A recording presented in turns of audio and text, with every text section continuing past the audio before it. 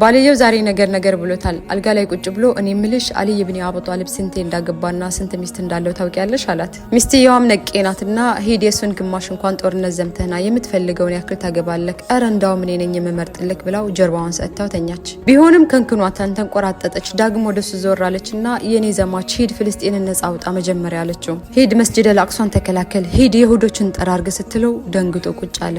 ወይ ጉዴ ዛሬ አፌን በልቶኝ ራሴ ላይ ነገር አመጣሁ እያለ ብቻውን ያግመተም ጀመር። ደግማም ዘወራለች። ኢማም አሊ የኸይበር ዘመቻን ከፍቷል። አንተና ልጅክ የሽንት ቤት በር ተዘግቶባችሁ መክፈት ያቃታችሁ ሰዎች ናችሁ። ብርድ ልብሱን መጅረጥ አድርጎ ለበሰና ሐስቢ አላሁ ወኒዕመል ወኪል እያለ ተከናንቦተኛ። እንዴት አይተኛ በነገር ቅንጥቅንጡን እያለችው አሁንም በድጋሚ ዘወር ብላየችውና አሊ እኮ በበረሃ የሌሊት ሶላት ሲሰግድ ብዙ ጊዜ ፌንት ይሰራል። አንተ ግን አይጥ ስታይ ብቻ ነው ፌንት የምትሰራው። ተወኛ አታናግረኝ ልተኛበት ብላው ተኛች እላችኋለሁ።